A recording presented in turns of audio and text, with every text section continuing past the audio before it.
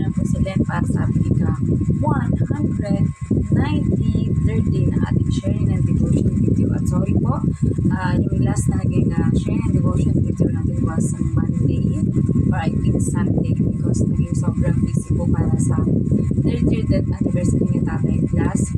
Yun po ay kahit paano ay nagsasideline ng ukay-ukay at pagtitinda ng mga cheese stick at Shanghai ng aking kapatid and kikiam. Ayan. So kung ano yung mga posible or pwede natin maibenta dito sa Pilipinas, like nagbenta tayo ng uling pero hindi na natin na-post kasi inubos lang natin yung 2 sako ng uling. So mag-i-play pa tayo ng another stock na naman ng uling para sa gayon ay meron na naman tayo yung negosyo. So bago po tayo dumako sa ating pagpupuli-puli o pag-aaral ng salita ng Diyos, huwag po natin kakalimutan ang magpasalamat sa Panginoon para sa lahat ng mga biyaya na ating nakakamit sa bawat araw. So makikita niyo po nasa ibang venue tayo, nandito po tayo sa kwarto dahil kasalukuyan ng nagpapahinga ang ating mga estudyante. And happy World Teachers Day po sa lahat ng mga teachers. Ayan, na mga kilala ko mula kinder ako or mga kamag-anak namin, friends, classmates,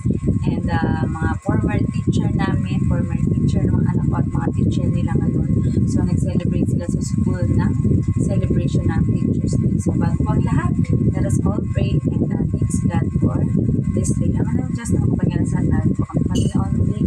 Nagpapasalamat, pinupuri at pinanakila ang iyong pangalan. Salamat po sa buhay kalakasan at hindi na ipinagkaloob mo sa amin. At sa mga solusyon at mga idea na ibinigay mo sa aming kaisipan, nang sa gayon ay masolusyonan ang aming mga problema o mga kinakaharap o mga pagsubok sa bawat araw, Panginoon. Dalangin po namin ang patuloy na kalakasan, pag-iingat sa bawat isa sa aming Panginoon. At ngayon ay dadako nyo kami muli sa pagpupulay-bulay at pag-aaral ng inyong mga salita, Panginoon. At nawa po, Panginoon, ay kayong ihipo sa puso, isip, espiritu at kaluluwa ng bawat makakapakinig, makakabasa o makakanood ng devotion video na ito, Panginoon. Tunay na kayo lang ang may kakayahan na makapagbabago ng puso, isip at kaluluwa at aksyon ng bawat isang tao, Panginoon, na sasampalataya at mananalig sa inyo.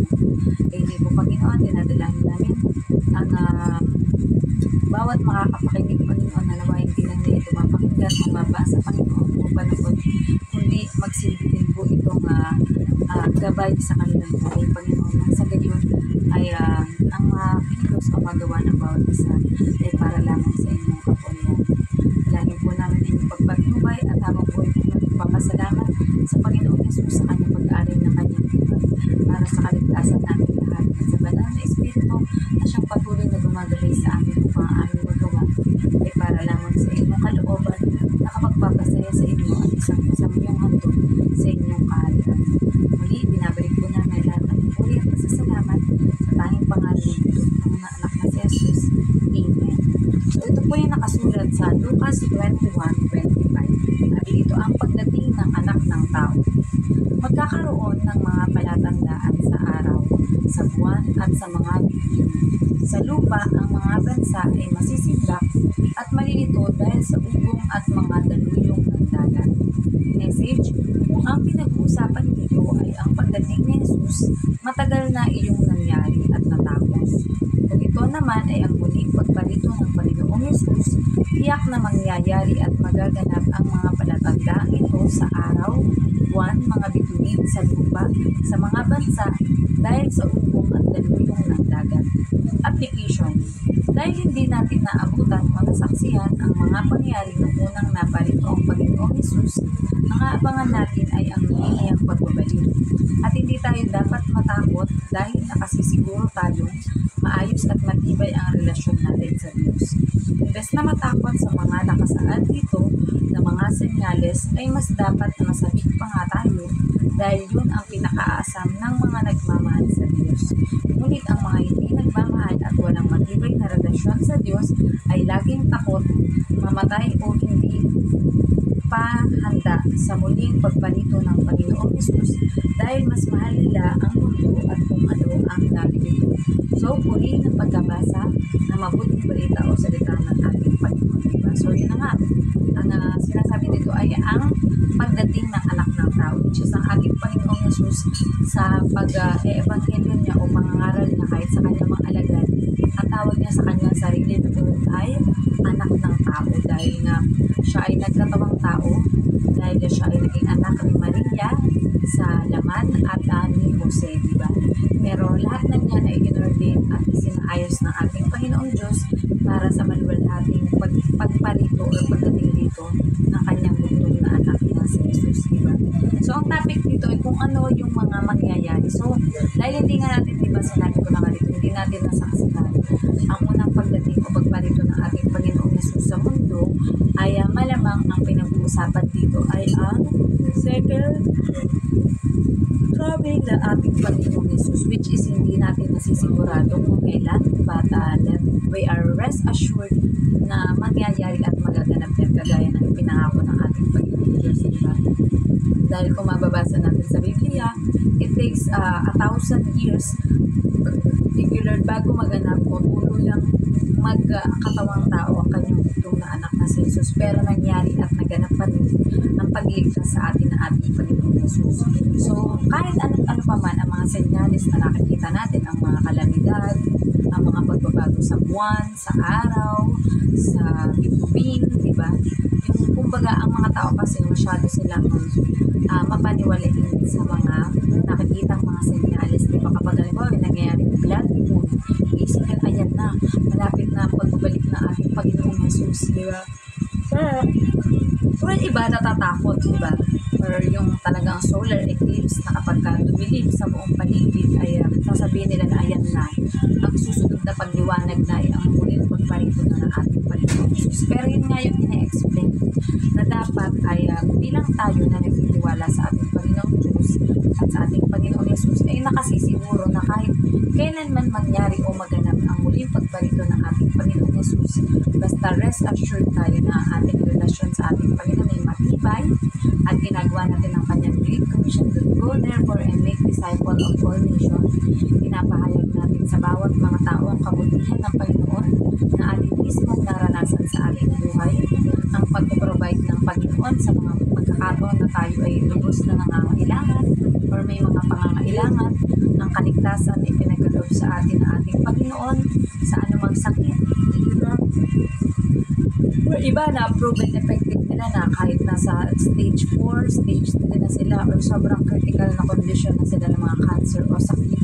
Ngunit ipinagkatiwala nila ang kanilang buhay sa ating Panginoon ay nararanasan at nararamdaman nila ang lubos na kagalingan, diba? So, yun yung kanilang ipapahayag sa bawat tao dahil yun yung naranasan nila. Sabi nga, what we experience, we will be the witness of what we experience of God's goodness and God's miraculous work in our life or sa ating mga mahal sa buhay, diba? So, tayo ang magiging patotoo sa lahat ng mga tao kung gaano kabuti ang ating Panginoon at kung paano niya tayo iniingatan at tinutupad niya ang mga pangako niya sa atin, diba? Panghawakan lang natin ito hanggang dulo at huwag tayong mawawala ng pag-asa dahil mangyayari at magaganap yan sa ating buhay. At ayun na nga, yung mga ibang tao na walang lubos na maayos na relasyon sa ating Panginoon, sila ay mga takot kung sakali man na sila ay mamamatay ng biglaan o kukunin ng ating Panginoon ang pinahiram na buhay at espiritu sa kanila, diba? And yun yung mga mas dapat na tulungan natin na mahikayat na mapalapit sa ating Panginoon dahil para maging rest assured din sila na kahit anong petsa o anong oras o araw man o pagkakataon na kunin ng Diyos ang buhay na ipinagkaloob sa kanila ay hindi sila matatakot bagkus ay pusang loob at masaya nilang ibibigay ito ay pagkakaloob sa ating Panginoon dahil natapos nila ang Great Commission na pinagagawa ng ating Panginoon. So nawa po ay maging layunin ng bawat isa na matupad, mangyari at maganap at maisakatuparan natin ang Great Commission ng ating Panginoon. Sabi nga, tayo ang magiging mouthpiece, tayo ang magiging katawan na taga-kilos at taga-abot ng Diyos upang maabot ang ating kapwa na malapit sa atin, na ating nakakausap, na nai-influensya natin sa pamamagitan ng ating mga social media. Kagaya po, salamat sa mga bumili ng ating mga ukay-ukay na nai-post sa ating Facebook. And sobrang appreciated po ko. Si Lord na po ang magbabalik sa inyo ng inyong mga kabutihan at pagtangkilik na ating mga produkto o paninda na ibinibigla sa inyo. So, nawa po ay kung paano na minamahal natin ang ating Panginoon ay mahalin din natin ang ating kapwa at gayon din ay atin nawa na magawa sa bawat isa ang pakikisalamuha ng mabuti, pagmamahal, pag-ibig, pagpapatawad at pag-unawa sa ating kapwa at pagtulong with the talent, time, and treasure na ipinagkaloob sa atin ng ating Panginoon. So, yan lamang po ang ating topic for today, and nawa po ay may natutunan kayo, and let us all close into closing prayer. Ama namin Diyos na makapagalan sa tuloy, nagpapasalamat po kami sa inyong mayamang mga salita na aming napakinggan at natutunan sa gabing ito, Panginoon. Tunay na Panginoon, ano man ang mangyari sa mundo, Panginoon, dumating man na biglaan ng inubugtong na anak na si Jesus. Muli, Panginoon, upang kunin ang mga karapat-dapat na mapabilang sa inyong kaharian, Panginoon, ay nakasisiguro kami, Panginoon, na kami makakasama dito, Panginoon. At dalangin din po namin, Panginoon, pag-iingat niyo sa bawat isa sa aming Panginoon at ang provision, Panginoon, sino man na dumadanas ng mga financial, mga problema, mga utang man ito, Panginoon, sa trabaho, sa negosyo, Panginoon, mga balak na ipagawa ng mga simbahan, paaralan, ospital, at negosyo o ano pa man, Panginoon, na makakatulong upang maipalaganap ang inyong ebanghelyo at mabuting balita sa mundo, Panginoon, ay kayo po nawa ang magkaloob, Panginoon, at mag-provide naman ito, Panginoon. Din ang mga nagbabalak, Panginoon, na bumili ng mga sasakyang pandagat, panghimpapawid o panglupa, Panginoon, ay kayo po, Panginoon, ang siyang magpapala upang mangyari at maganap ito sa bawat isa sa amin, Panginoon. Ang mga pangarap ng bawat isa at pinaplano, Panginoon, ay tunay na kayo ang nagpapaganap, Panginoon, kung inyong kalooban, Panginoon. Dinadalangin din po namin ang lahat na may mga sakit at karamdaman, ito man ay malala or malaba o hindi, Panginoon, nasa mga stage sila, Panginoon, na pinakamataas na ng kanilang karamdaman, Panginoon, na alam namin na kayang-kayang ninyong pagalitin ang bawat sakit na nararamdaman ng bawat isa, Panginoon. At sabi nga, Panginoon, kung inyong sagot, Panginoon, ay ang lisanin na nila ang mundo nito, Panginoon, at makapahinga na sila eternally sa inyong kaharian, Panginoon, ay nawa ay matanggap na maluwag sa kalooban ng mga mahal sa buhay at kakilala na may iiwan dito sa mundo, Panginoon. Nawa, Panginoon, ay ang bawat buhay, Panginoon, ng bawat isa ay pahalagaan nila, Panginoon, at maialay at maihandog para nasa inyong kapurihan, Panginoon, at hindi sa kasiraan ng inyong pangalan na aming sinasampalatayanan, Panginoon.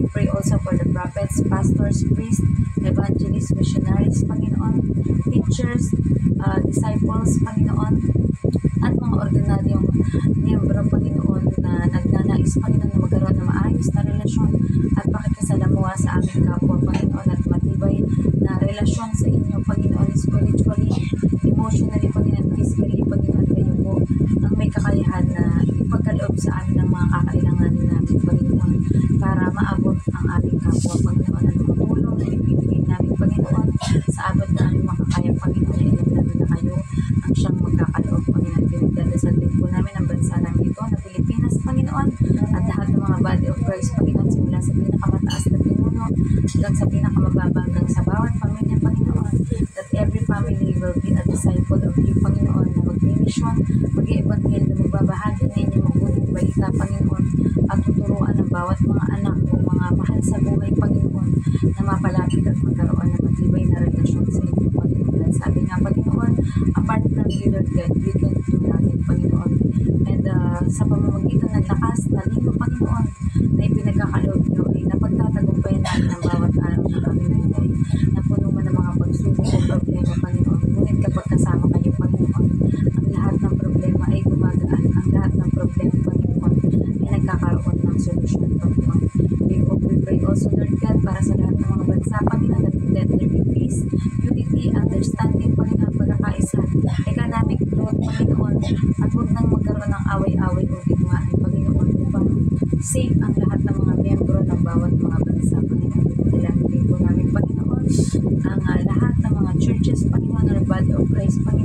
sa lahat ng panig ng mundo, Panginoon, na nais maipahayag, Panginoon, mapaabot sa bawat lugar hanggang sa kasulok-sulukan ng mundo, Panginoon, kahit sa buwan o sa ibang mga planeta, Panginoon, na mayroong mga taong nabubuhay o naroroon, Panginoon, ay maabot sila, Panginoon, para sa inyong kaluwalhatian at para sa kapurihan ninyo, Panginoon. Let your light shine upon us, Panginoon, and let us be the light and salt of this world, Panginoon, na siyang laging nagliliwanag at tinutulungan ng aming mga kapwa, Panginoon, na naliligaw ng landas, Panginoon, at nakakalimot, Panginoon, na magpasalamat sa inyo, Panginoon, at ialay sa inyo ang buhay na ipinagkaloob ninyo sa atin, Panginoon, para sa maluwalhating muling pagbabalik na inyong lutong na anak na si Jesus ay makakasama kami sa inyong kaharian. Muli, Panginoon, at mga secret prayer and petition about isa, Panginoon, alam namin nakaabot na sa inyo at alam namin tiringin ninyo at bibigyan ng katuparan at katutunan in your right and perfect time. Muli, binabalik po namin ang lahat ng papuri at pasasalamat sa tanging pangalan ng lutong na anak na si Jesus. Good night pa sa ating lahat and God bless. Bye-bye!